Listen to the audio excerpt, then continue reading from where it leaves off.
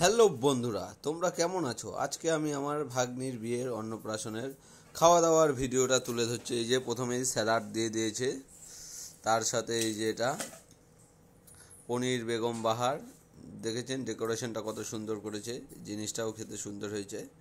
এরপরে চলে আসলো কুলচা, কুলচার সাথে চানা মশলা। দেখুন কুলচাটা কতটা সফট হয়েছে, একদম একদম এই যে দেখাচ্ছি আমি,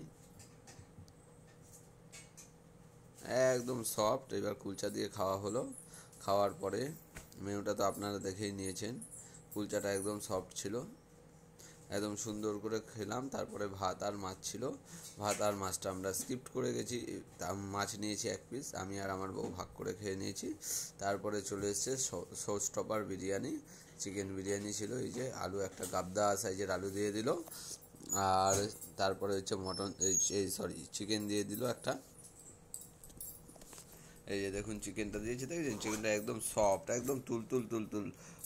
একান্ত আপনের ইসে বলতো না যে মটন ঝরে পড়ছে, এই যে চিকেন ঝরে পড়ছে, একদম ঝরে পড়ছে, একদম তুলতুল তুলতুলে তারপরে আবার আর একবার বিরিয়ানি নিলাম, বিরিয়ানিটা খেতে ভালো হয়েছে একদম।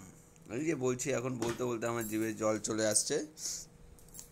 বিরিয়ানিটা এত সুস্বাদু হয়েছিল। বিরিয়ানিটা খাওয়ার পরে আমের চাটনি দিল, পাঁপড় দিল, সাথে আমের রসগোল্লা, রসগোল্লা আমের বলেই নিলাম। আর এটার সাথে মধুমালঞ্চ